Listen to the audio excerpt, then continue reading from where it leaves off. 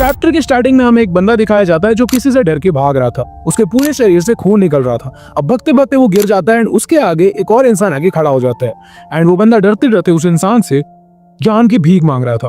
अब आगे खड़ा इंसान उसकी तरफ एक कपड़ा फेंकता है और बोलता है, लो इससे अपना घाव साफ कर लो, मुझसे बहुत खून निकल रहा है। अब ये बंदा उस कपड़े से अपना खून को साफ करता है।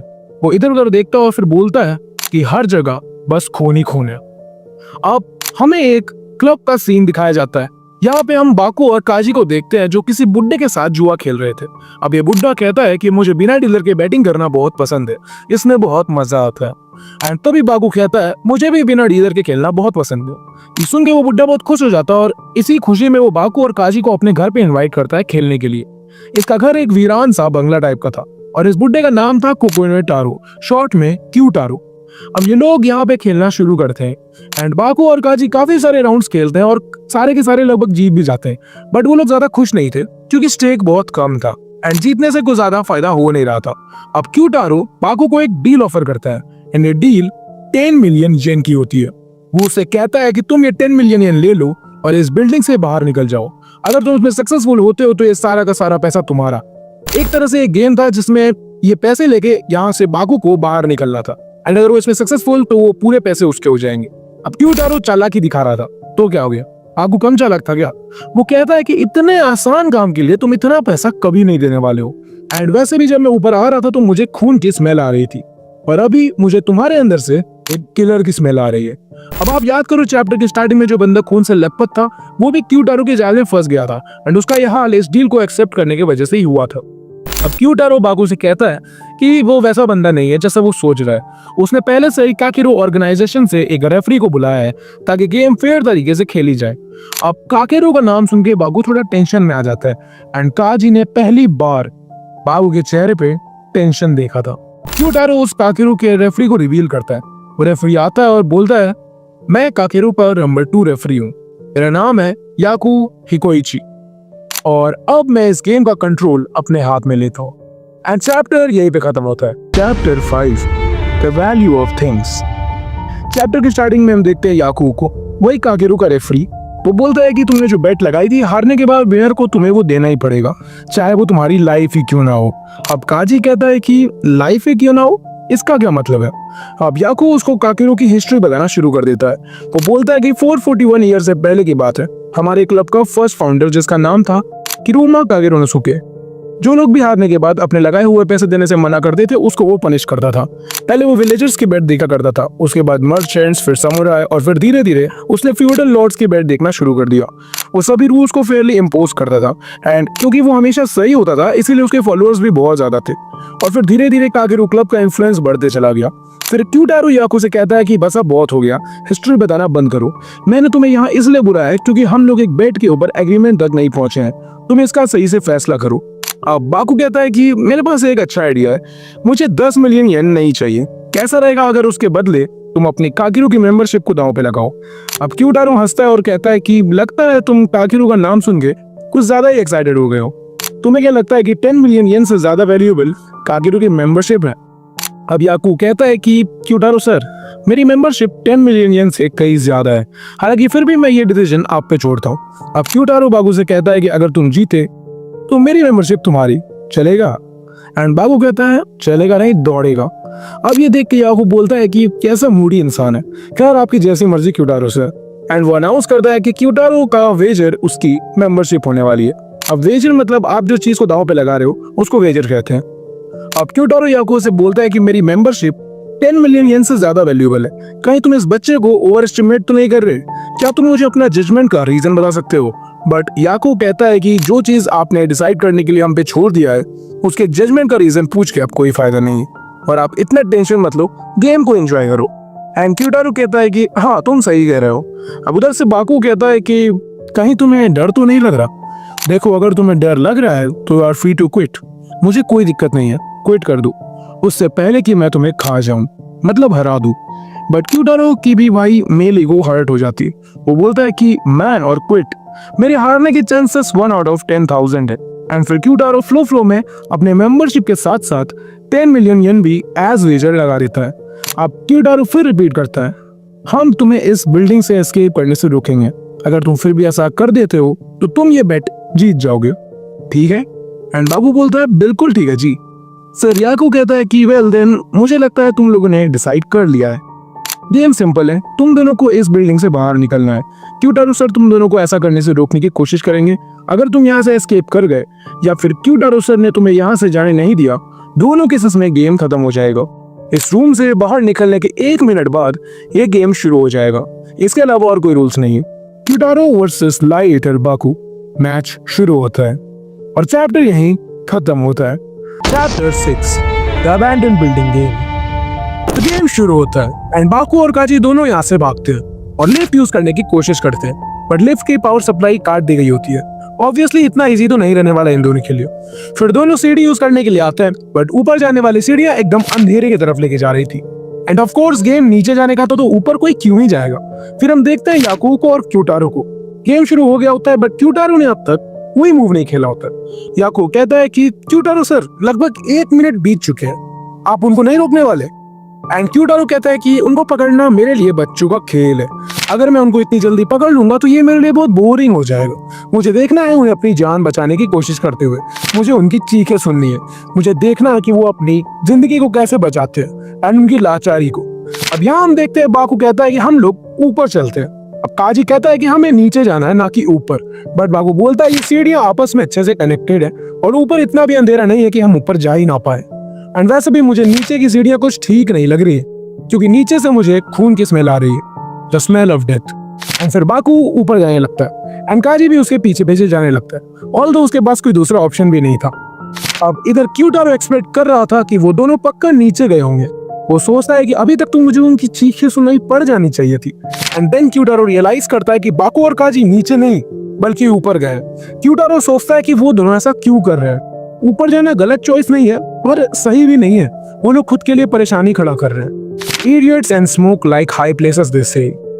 अब ऊपर आके काजी देखता है कि ये लोग टॉप फ्लोर पे आ गए हैं। उसके दिमाग में आता है कि काश हम लोग यहाँ से सीधा नीचे कूद पाते, बट ऐसा हो नहीं सकता ऑफ कोर्स। देन बाकू उसको बोलता है कि काजी मैंने तुम्हें पहले ही बोला था, तुम्हें चिंता करने की कोई जरूरत नहीं है। अब काजी सोचता है कि अगर बाकू कह रहा है कि मुझे टेंशन लेने की जरूरत नहीं है तो मुझे टेंशन नहीं लेना चाहिए। देन सडनली बाकू उसे कहता है कि काजी चान, क्या तुम मेरे लिए उस लेज से नीचे कूद सकते हो? एंड काजी की फट जाती है। उसके बाद अचानक कहीं से एक हिटमैन छत पे आ जाता है, वो भी गन एंड प्रॉपर इक्विपमेंट के साथ। इधर क्यूटारो बाकू और काजी की चीखें सुनने के लिए बेचैन हो रहा था एंड वो इतना ज्यादा बेचैन था कि उसने पीछे से एक और हिटमैन को बाकू और काजी के ऊपर छोड़ दिया। ऑल्दो ये रूल के खिलाफ था, बट क्यूटारो कहता है कि मैंने कब कहा था कि मैं सिर्फ एक ही हिटमैन यूज कर सकता हूँ, मुझे उन्हें रोकना है, फिर चाहे मैं उसके लिए कुछ भी करूँ। अब याकू क्यूटारो से कहता है कि मैं एक रेफरी हूँ, इसलिए मैं इस गेम में इंटरफेयर नहीं करना चाहता। मैं जो बोलूंगा वो शायद आपको अनफेयर लगे, बट अब ये गेम कोई गेम नहीं रहा। अब क्यूटारो उस पर भड़क जाता है और बोलता है कि ये गेम ऑलरेडी शुरू हो गया है और अगर तुम इसमें इंटरफेयर करोगे तो तुम्हें मैं बिल्कुल भी माफ नहीं करूंगा। अब याकू कहता है कि सॉरी क्यूटारो सर, मेरा वो मतलब नहीं था, प्लीज मुझे माफ करिएगा। मैं तो बस इतना कहना चाहता था कि अगर इसी तरह से ये गेम चला तो आप उसोगी द लाई ईटर से गंदी तरह से हारोगे। एंड ये चैप्टर यहीं पे खत्म हो जाता है। Chapter 7 everything is a gamble. Chapter की स्टार्टिंग में हमें फिर से एक बार इस गेम के बारे में बताया जाता है, उसके रूल्स वगैरह, बट मैं ये नहीं बताऊंगा क्योंकि बहुत बार बता चुका हूँ। फिर हम देखते हैं याकू को, जहां से पिछला चैप्टर खत्म हुआ था ना, वहीं से सीन शुरू होता है और याकू कहता है कि अगर इसी तरह से ये गेम चलते रहा तो आप पक्का हारोगे क्यूटारो सर। एंड क्यूटारो वाज लाइक, मैं नहीं हार सकता, मैंने इतने बड़े बड़े गुंडे रखे हैं, इतने सारे ट्रैप्स बिछा रखे हैं, चाहे वो बाकू कितना ही बड़ा तेज मार का हो, वो यहाँ से बाहर नहीं निकल सकता। अब याकू सोचता है कितने बेवकूफ लोग होते हैं वो, जिन्हें ये लगता है कि गैम्बलिंग मतलब बस कसीनो और हॉर्स रेसिंग वगैरह होता है। जो लोग जिंदा हैं उनके लिए जिंदा रहना ही जीत है और मरना हार है। जिंदगी और कुछ नहीं बल्कि इसी तरह की चीतों का एक गुच्छा है। आप जितना जीते हो आप उतना ही जीतते जाते हो। असल में सब कुछ एक जुआ है। अब सीन कट होता है और हम बिल्डिंग के छत का सीन देखते हैं। हिटमैन बाकू और काजी को ढूंढ रहा होता है, लेकिन बाकू उसके पीछे वाले रूम के टॉप पे खड़ा हुआ होता है। अब हिटमैन सोचता है कि शायद वो लोग अपने जान बचाने के लिए छिपे हुए होंगे। अपनी जान बचाने के लिए छिपना तो एक आम बात है। अब ये हिटमैन पीछे घूमता है और उसको बाकू का प्रेजेंस का पता चल जाता है एंड वो खुश हो जाता है और बोलता है कि मैंने तुम्हें पकड़ लिया। और फिर हिटमैन कहता है कि तुम मुझसे बच के अब भाग नहीं सकते, एक काम करो, तुम दोनों नीचे कूद जाओ और गेट की तरफ भागो, शायद तुम दोनों में से कोई एक जिंदा बच जाए। तो चलो, पहले कौन कूदना चाहेगा? मौत के मुंह में। बट सडनली बाकू उस हिटमैन को बोलता है कि रुक जाओ, मेरे पास तुम्हारे लिए एक डील है। और बाकू उसको उसी टाइम पे 10 मिलियन येन की डील ऑफर करता है। बट वो हिटमैन कहता है कि मुझे तुम इतनी आसानी से नहीं फंसा सकते। देखो क्या है ना, मुझे पैसे का कोई लालच नहीं है, ये हंटिंग वगैरह तो बस मैं मजे के लिए करता हूँ। क्यूटारो को लोगों को मरते हुए देखना पसंद है और मुझे मारना पसंद है, तो वो हमें कमांड करता है और हम बस मारते जाते हैं। बट स्टिल वो हिटमैन बाकू से कहता है कि ठीक है, तुम वो पैसे मेरे तरफ फेंको, जब तक मैं उसे गिन रहा हूँ तब तक तुम भाग सकते हो, मैं गोली नहीं चलाऊंगा। पर वो हिटमैन बहुत हरामी था, वो धीरे धीरे पीछे सरक रहा होता है ताकि जैसे ही बाकू वहां से कूदे वो उस पे गोली चला दे। बट बाकू से एक कदम आगे था, वो ऑलरेडी नीचे आ गया था, वो ऑलरेडी समझ चुका था कि हिटमैन के क्या इंटेंशंस है। वो हिटमैन के पीछे खड़ा था। उससे पहले कि हिटमैन उस पे गोली चला पाता, बाकू उसके दोनों पैर पकड़ के खींच लेता है और हिटमैन नीचे गिर जाता है। अब वो देखता है काजी को जो अभी भी लेज पे खड़ा था। वो कहता है कि यार मैंने तो ये ध्यान ही नहीं दिया, उनमें से एक तो तब से लेज पर खड़ा था, इसका मतलब उसने मुझे अपने प्लान में फंसा लिया, उसने मेरा दिमाग पढ़ लिया। अब बाकू से कहता है कि sir you are a liar, और फिर वो उसके हाथ से उसका गन ले लेता है। और इधर क्यूटारो को पता चल जाता है कि कुछ तो हुआ है। वो याकू से पूछता है, याकू कहता है कि बाकू ने आपके हिटमैन को हरा दिया है। एंड ये चैप्टर यहीं पे खत्म हो जाता है। Chapter 8 the spirit breaks. Chapter की स्टार्टिंग में हम देखते हैं काजी को। काजी देखता है कि बाकू के हाथ में गन है, एंड देन काजी सोचता है कि उस हिटमैन के पास भी एक गन थी, एक ऐसी गन जो कि असली थी, जिससे वो हमें मार भी सकता था। बाकू उस हिटमैन का सारा इक्विपमेंट लूट रहा था और इस दौरान काजी का पूरा मेंटल ब्रेकडाउन हो रहा था, क्योंकि उसे अब तक ये सब नॉर्मल लग रहा था। बट जब उसने वो गन देख ली तब उसे रियलाइज हुआ कि इस गेम में उसकी जान भी जा सकती है। अब काजी बाकू से पूछता है कि क्या तुमने कभी ऐसी सिचुएशन फेस की है जहाँ पे तुम्हें एक असली गन से मारा जा सकता था। बाकू बोलता है हाँ, बट जितनी आसानी से बाकू हाँ बोलता है ये उतना भी आसान नहीं होता है। काफी कम लोग ऐसे सिचुएशन को फेस कर पाते हैं।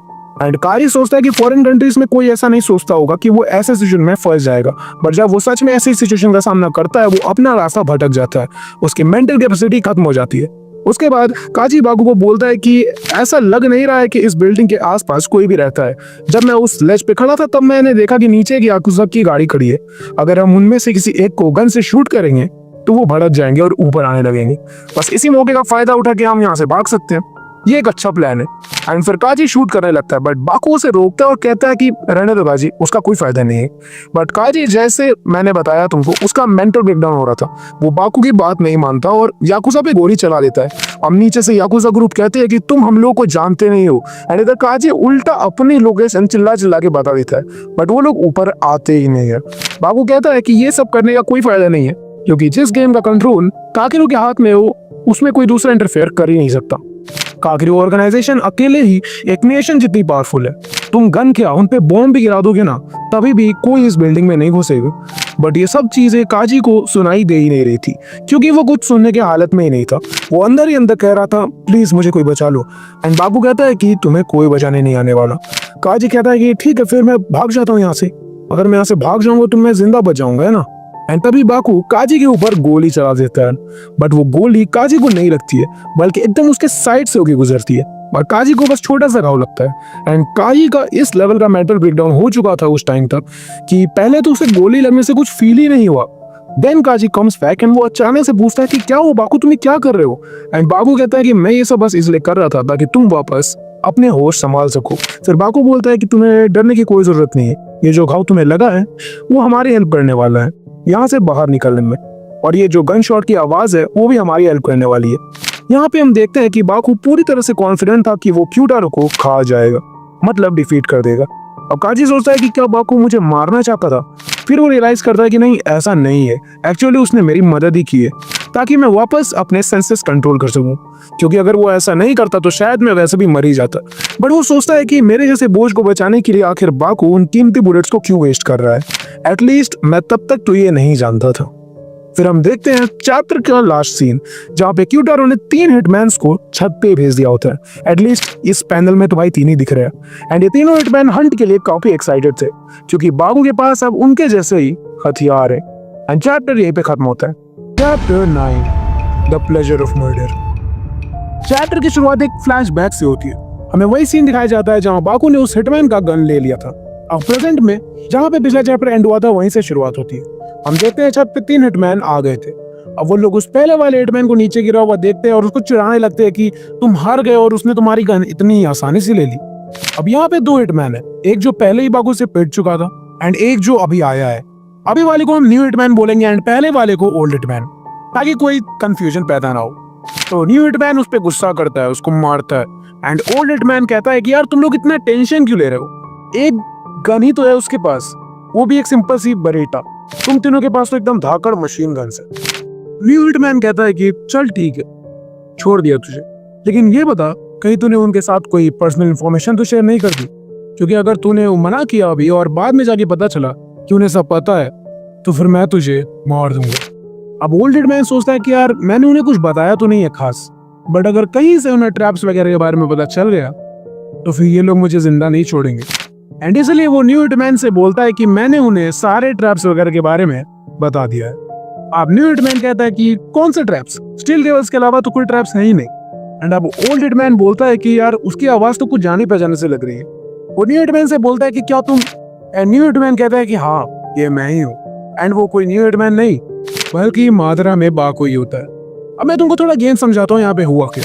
ये जो कपड़े बाकू ने पहन रखे थे हिटमैन वाले, वो असल में ओल्ड हिटमैन के ही थे। एंड अब आप सोच रहे होगे कि इस हिटमैन को बाकू की वॉइस पहचानने में इतना टाइम क्यों लगा, क्या ये घन चक्कर है? तो नहीं, ये घन चक्कर नहीं है। अगर आपको याद हो तो पिछले चैप्टर में बाकू ने काजी पे गोली चलाई थी जो काजी के एकदम साइड से गई थी। एक्चुअली गोली उसने काजी पर नहीं बल्कि हिटमैन के कान के पास चलाई थी ताकि उसके कान थोड़ी देर के लिए सुन्न हो जाए और उसकी वॉइस को डिटेक्ट नहीं कर पाए।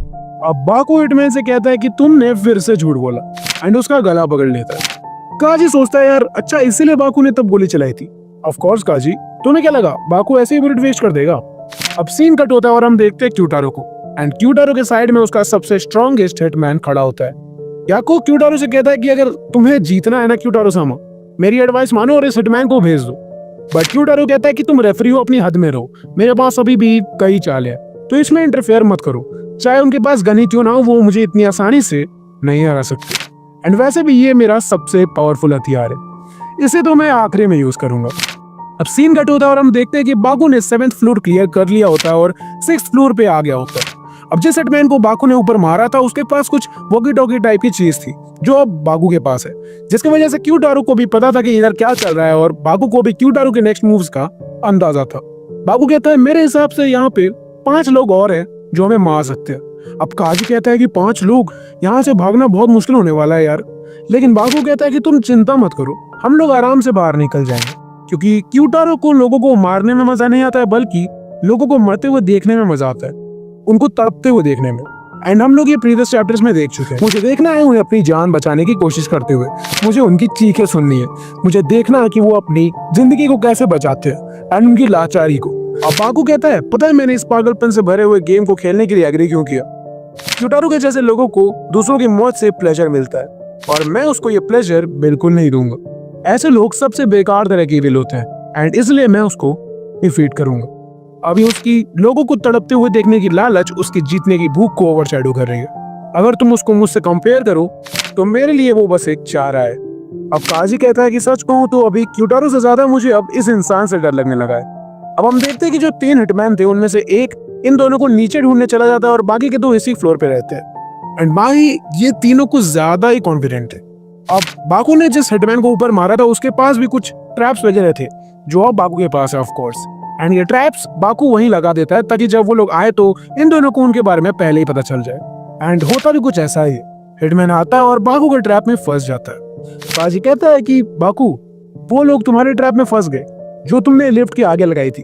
वो लोग 7th फ्लोर चेक किए बिना ही 6th फ्लोर चेक कर रहे हैं। इसका मतलब कि उन्हें पता है कि हम कहाँ हैं, बट वो लोग बेवकूफ भी बहुत हैं जो इतने आसान से ट्रैप में फंस गए। आखिरी पैनल में बाकू बोलता है और ये चैप्टर और ये वॉल्यूम यहीं पे खत्म होता है। Chapter 10 the feast of screams. Chapter की शुरुआत वहीं से होती है जहाँ पे आखिरी चैप्टर खत्म हुआ था। हिटमैन्स अभी भी बाकू और काजी को चेस कर रहे होते हैं। अब काजी कहता है कि वो लोग आ रहे हैं, हम लोग को क्या करना चाहिए बाकू? एंड बाकू कहता है कि मैंने तुम्हें पहले ही बोला था यार शांत रहो, अब यहाँ से वो गन हमारे पास है और वही हमारी जान बचाएगी, चलो मुझे वो बरेटा दो। अब काजी वो बाकू को देता है लेकिन उसके हाथ से वो गन गिर जाती है। काजी कहता है सॉरी बाकू, मैं वो गन अभी उठा के देता हूँ, बट बाकू उसको खींच लेता है और बोलता है कि चलते रहो, रुको मत, उस गन को वहीं छोड़ दो।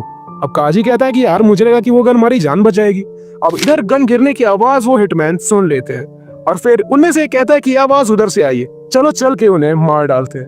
बट दूसरा हिटमैन कहता है कि यार काम डाउन, क्यूटारो ने जैसा बताया था कि उनमें से एक बहुत ज्यादा शातिर है और उसके पास एक गन भी है। एक काम करते हैं, हम सीधा आगे नहीं बढ़ेंगे, पहले थोड़ा फन करते हैं फिर उन्हें हंट करेंगे।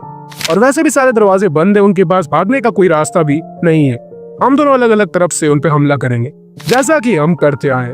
दूसरी तरफ बाकू और काजी फुल स्पीड में भाग रहे थे। इधर इनमें से एक हिटमैन सोचता है कि उनके पास गन भी है तो मुझे थोड़ा अलर्ट रहना पड़ेगा क्योंकि वो मुझे कभी भी उड़ा सकता है। एंड दूसरा वाला सोचता है कि जिस रास्ते से बाकू गया होगा उसके सारे ट्रैप्स हट गए होंगे, ये उस ओल्ड हिटमैन के वजह से हुआ है। खैर उसे तो मैं बाद में ठिकाने लगाऊंगा।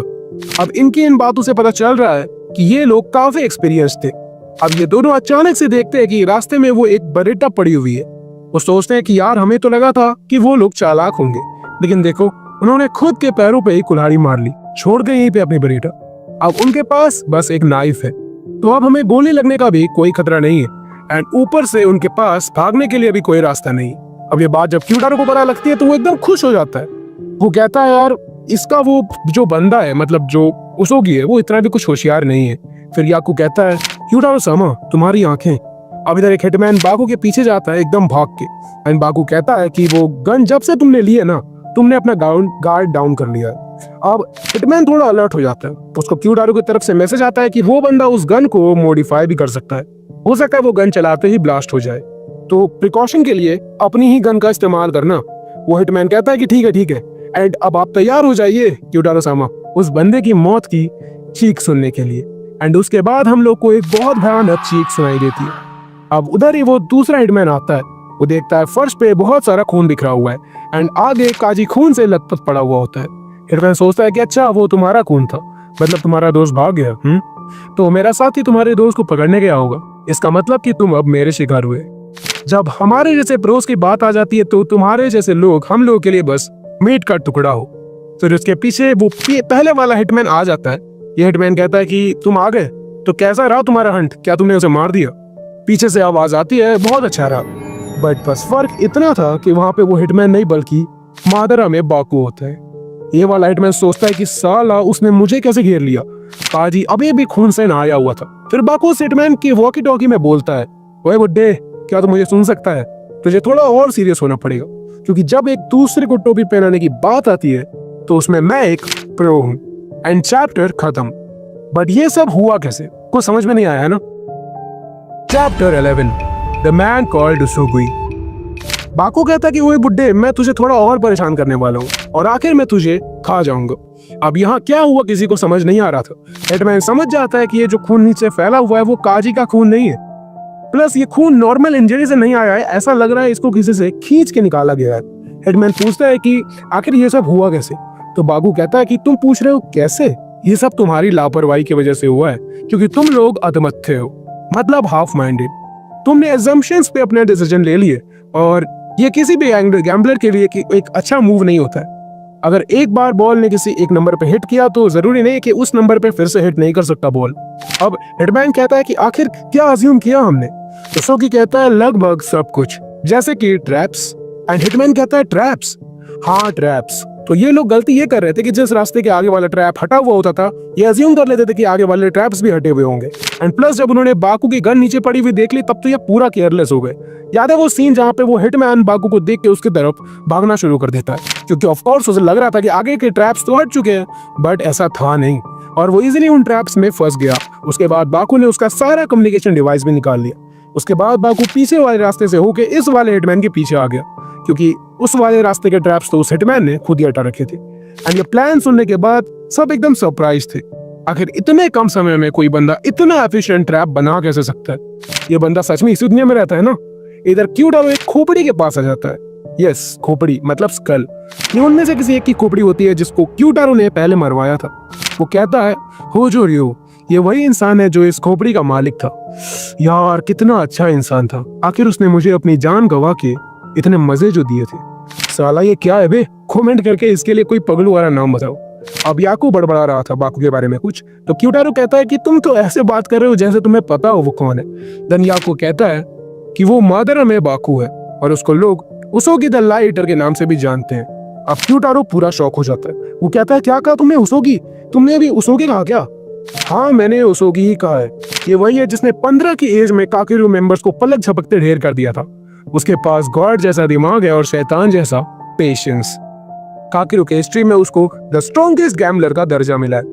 यह सब सुन के क्यूटारो डर जाता है। ऐसा तुम्हें लगा होगा, बट वो एकदम खुश हो जाता है। वो कहता है कि हाँ हाँ बिल्कुल सही कहा तुमने, वो बंदा एक अलग ही लेवल पे है, वो कोई आम इंसान तो हो ही नहीं सकता। ये वही फेमस गैम्बलर है जिसने कुछ साल पहले अपनी आइडेंटिटी को पूरी तरह से मिटा दिया था, और अगर आज मैं उसको हरा दूंगा तो मैं वो इंसान बन जाऊंगा जिसने उसोगी द लाई ईटर को सरपास कर दिया है। मतलब काकेरू के टॉप पे जाना अब एक सपना नहीं है, बल्कि ये एक सच भी हो सकता है। मैं उस काकेरू के टॉप पे जा सकता हूँ जिस काकेरू के पास अकेले नेशनल लेवल पावर है। तो अब ये गेम यहीं पे खत्म होता है। क्यूटारो अपने बगल वाले हिटमैन से कहता है कि अब पीछे हटने का कोई मतलब नहीं है, आगे बढ़ो और उसको मौत के घाट उतार दो। एंड ये चैप्टर यहीं पे खत्म हो जाता है। आगे बढ़ने से पहले प्लीज सब्सक्राइब, मतलब फ्री के मजे ले रहे हो यार, कम से कम इतना तो कर ही सकते हो। अगर ऑलरेडी कर दिया तो मेरे डिस्कॉर्ड पे जाओ एंड वहाँ ज्वाइन कर लो। वहाँ आपको काफी चीजें पहले से पता चल जाएंगी और आप इस चैनल से बहुत अच्छे से कनेक्ट कर पाओगे। डिस्कॉर्ड का लिंक डिस्क्रिप्शन के टॉप पे मिलेगा। चलो बहुत हो गई बकवास, कंटिन्यू करते हैं। Chapter 12 awakening. काजी कहता है कि बाकू तुम्हें लगता है क्या कुछ हो रहा है? हमारे पास अब 4 गन्स हैं। फिर बाकू कहता है कि प्लस हमारे पास अब एक हॉस्टेज भी है, वही हिटमैन जिनको इन्होंने पकड़ा था। तो ओवरऑल हम आ गए इस गेम में, लेकिन अब हमारा ओपोनेंट थोड़ा सीरियस हो चुका है, तो हमें थोड़ा अलर्ट रहना होगा। बाकू को आगे एक लैब टाइप का कोई रूम दिखता है जिसके ऊपर क्लिनिक लिखा हुआ था।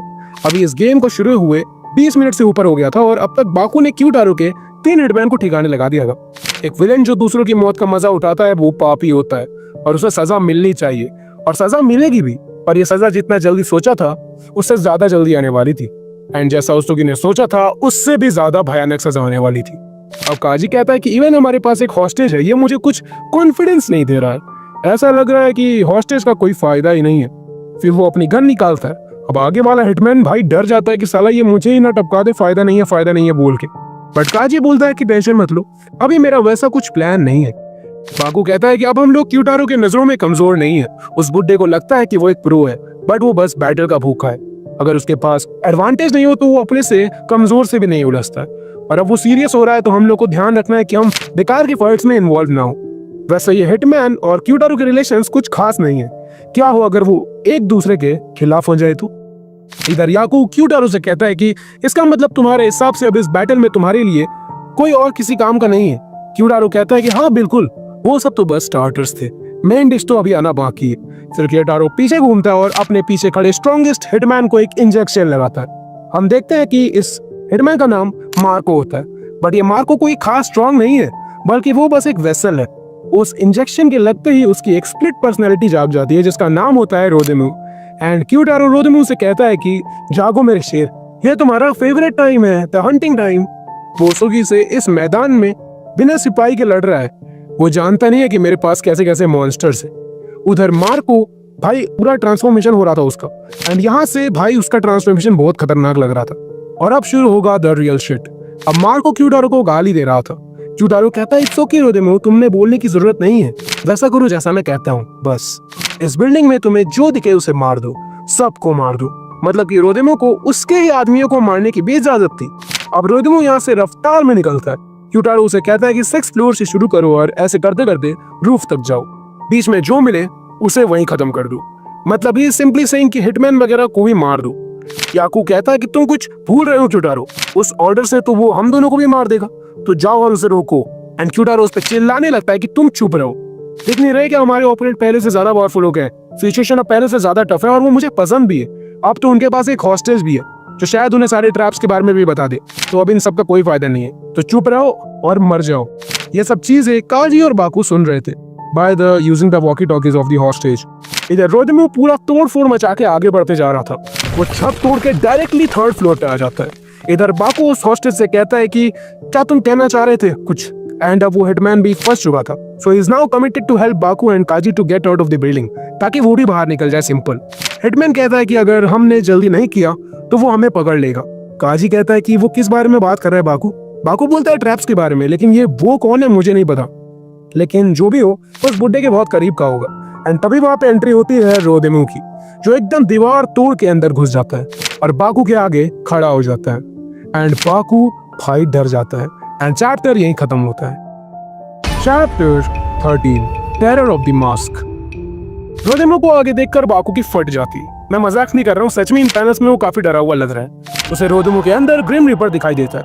अब ग्रिम रीपर समझते हो ना, मतलब शिनिगामी। जब तुम्हारा टाइम आता है तो वो तुम्हारी जान लेने आते हैं। हाँ, तो उसको देख के बाकू एकदम डर जाता है। काजी कहता है कि बाकू अब क्या करें हम लोग, एंड बाकू कहता है कि काजी भाग भाई, एंड ये दोनों वहां से एकदम भागते हैं।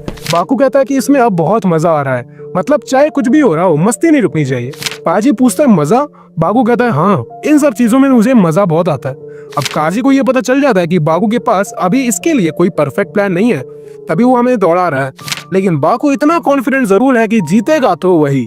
बाकू कहता है कुछ बदला नहीं है, जब से मैंने इस बिल्डिंग में एंट्री लिया है मैं यहाँ सिर्फ जीतने के लिए आया हूँ, सिर्फ और सिर्फ जीतने के लिए। अब यार ये हिटमैन रोदेमो से कहता है कि तुम अपने साथी को कैसे मार सकते हो। फिर हिटमैन नोटिस करता है कि रोदेमो के पैर सुन्न पड़े हैं। वो सोचता है कि क्या मुझे उसे मारना चाहिए, वैसे भी उसे बिना मारे तो मैं भाग नहीं पाऊंगा और मैं और कुछ कर भी नहीं सकता। उधर से क्यूडारो का मैसेज आता है, रोदेमो वो दोनों मेन डिश है, ये हिटमैन नहीं, सबसे पहले इसको ठिकाने लगाओ।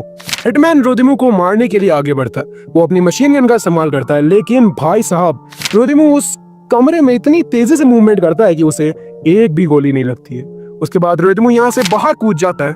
हिटमैन को लगता है कि वो भाग गया है, पर वो वहीं छिपा हुआ होता है। और उसके बाद अचानक से रोदेमो उस हिटमैन के पीछे खड़ा हो जाता है and hitman was totally in shock. फिर रोदेमो के वॉकी टॉकी से क्यूटारो उस हिटमैन को भाषण देने लगता है, लाइक गैम्बलिंग को एंजॉय करो एंड जब शूट करते हो तो गिना करो कि कितने बुलेट्स यूज किए वगैरह वगैरह। उस हिटमैन के इस पॉइंट तक फट चुकी थी। वो कहता है कि कोकुने सामा, मुझे अब समझ आ गया, अब से मैं खुद को चेंज करूंगा, अब से मैं एक नया इंसान बनूंगा। बट क्यूटारो कहता है कि अब रिग्रेट करने से कोई फायदा नहीं है, अब काफी देर हो चुकी है यार। फिर रोदेमो वहां पास पड़े एक बाल्टी उठाता है और हिटमैन को देख के कहता है कि इसको पकड़े रखो, कुछ ओवरफ्लो होने वाला है। हिटमैन भाई बाल्टी पकड़ता है और बोलता है कि क्या ओवरफ्लो होने वाला है। रोदेमो कहता है कि पीछे देखो, तुम खुद समझ जाओगे। एंड वो पीछे घूमता है और रोदेमो उसका सर उड़ा देता है और उस हिटमैन का सर उस बाल्टी में जाके गिरता है जिसको उसने खुद ही पकड़ा हुआ था। इधर काजी के एकदम फटी हुई थी। वो बाकू से कहता है कि यार बाकू क्यूटारो तो कुछ ज्यादा ही खतरनाक है, एंड अब कितना भागेंगे यार, क्या अब हम यहाँ से निकल नहीं सकते क्या? इस पे बाकू कहता है कि देख काजी, हम यहाँ से इजिली भाग सकते हैं, हमारे पास वो ऑप्शन भी है, बट क्या तुम उस बुड्ढे को अपने पापू के लिए माफी मांगते हुए नहीं देखना चाहते, जहाँ उसका चेहरा पूरी तरह से रिग्रेट से भरा हुआ होगा। एंड ये चैप्टर भी यहीं पे खत्म हो जाता है।